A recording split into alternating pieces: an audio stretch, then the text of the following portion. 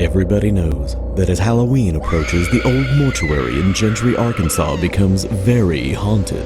But by whom or what?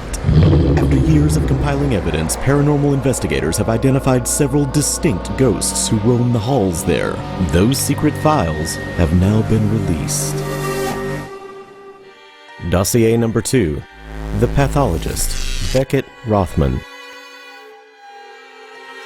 Taken from the personal journal of Eunice Carpenter. 10th of December, 1931.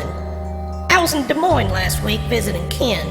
I met Dr. Beckett Wrothman at dinner and hired him on the spot. Even paid for him to move down to Arkansas.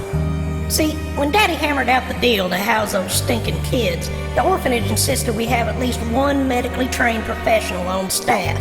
They didn't go in detail, so I figured Wrothman would fit the bill. I knew they wouldn't bother doing a background check on my new Yankee friend. Wrothman was a big-shot pathologist till he got his license revoked. Now he ain't a doctor no more. In other words, cheap labor. Somebody caught his lackey Joe Snodgrass robbing a grave at Woodland Cemetery. Joe's now my illustrious digger. Joe and Beckett come as a pair, you see. Seems Dr. Wrothman had been performing unauthorized, call them surgeries, on the recently dead of that great city. Sounds like Frankenstein, don't it? I went and seen that movie the other day. Well, let me tell you, Frankenstein he ain't. Imagine a guy with the same gruesome talent, but without a hint at the charity that drove Mrs. Shelley's doctor. That's Wrothman.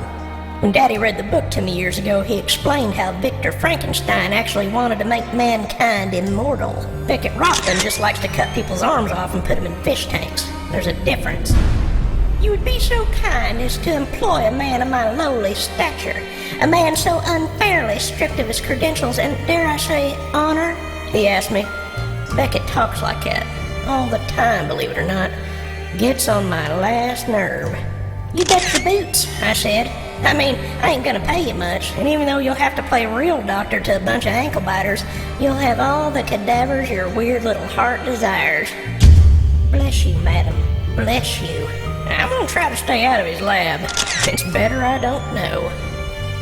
If you find yourself inside the old mortuary, beware the pathologist. You may not leave in one piece.